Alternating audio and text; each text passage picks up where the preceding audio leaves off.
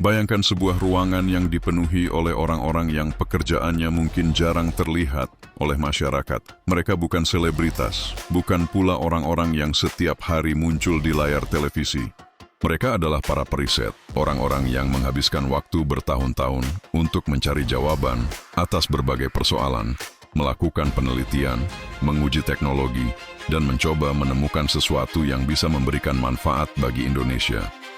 Dan pada Kamis, 6 Agustus 2026, sebanyak 150 periset bertemu langsung dengan Presiden Republik Indonesia, Prabowo Subianto, di Istana Jakarta. Pertemuan ini bukan sekadar pertemuan biasa. Di balik pertemuan tersebut, ada sebuah pesan penting tentang bagaimana Indonesia ingin membangun masa depannya melalui ilmu pengetahuan dan teknologi. Lalu, apa yang sebenarnya dibahas?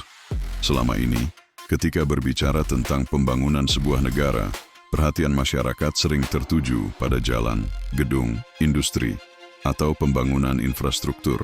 Namun ada satu hal yang tidak kalah penting, yaitu kemampuan sebuah negara untuk menciptakan teknologi sendiri.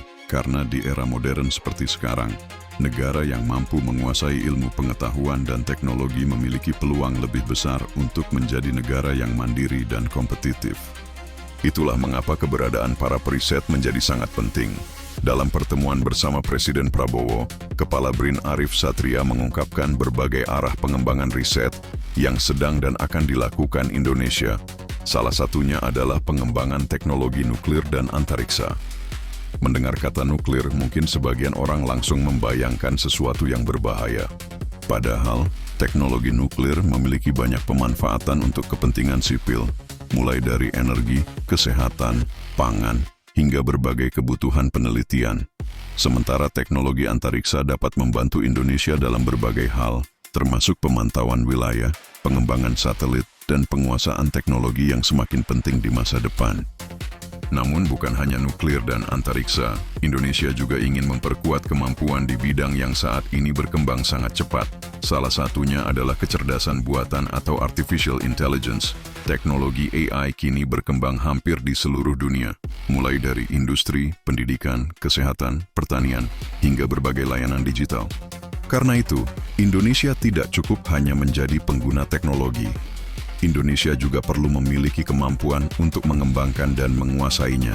Selain AI, ada pula bidang semikonduktor, genomik, dan teknologi kuantum.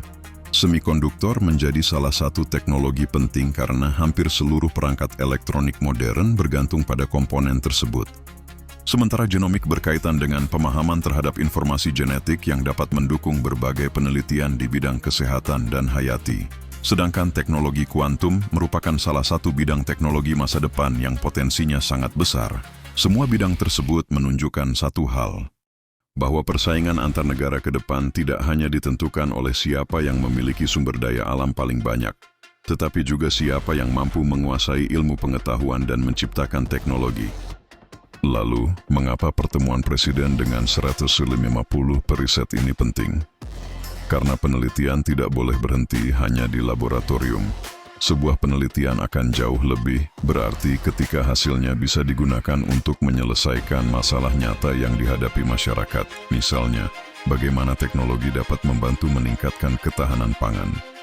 Bagaimana penelitian dapat membantu menyediakan energi yang lebih mandiri. Bagaimana teknologi dapat memperkuat sektor kesehatan, atau bagaimana inovasi dapat membuat industri Indonesia menjadi lebih kuat dan mampu bersaing dengan negara lain. Disinilah hubungan antara pemerintah dan para periset menjadi sangat penting. Pemerintah menentukan arah pembangunan dan memberikan dukungan, sementara para ilmuwan dan periset menghasilkan pengetahuan, inovasi, serta teknologi yang dapat mendukung arah tersebut. Jika keduanya berjalan bersama, riset tidak hanya menjadi sebuah penelitian di atas kertas, tetapi bisa berubah menjadi sesuatu yang benar-benar dirasakan manfaatnya oleh masyarakat. Pertemuan ini juga memperlihatkan bahwa Indonesia sedang berusaha membangun ekosistem riset dalam jangka panjang. BRIN sendiri telah menyiapkan arah riset yang mencakup berbagai bidang strategis. Tujuannya bukan sekadar mengejar teknologi terbaru, tetapi bagaimana ilmu pengetahuan dapat menjadi bagian dari pembangunan nasional. Karena masa depan Indonesia tidak hanya ditentukan oleh apa yang kita miliki hari ini, tetapi juga oleh apa yang mampu kita ciptakan untuk beberapa puluh tahun ke depan. Dan mungkin, teknologi yang saat ini masih terlihat seperti sesuatu yang jauh dan sulit dibayangkan, suatu hari nanti justru menjadi bagian dari kehidupan masyarakat Indonesia.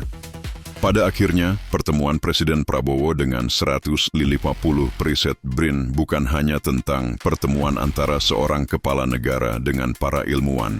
Lebih jauh dari itu, pertemuan ini menggambarkan sebuah pesan bahwa Indonesia ingin semakin serius dalam membangun kekuatan melalui ilmu pengetahuan, riset, dan inovasi.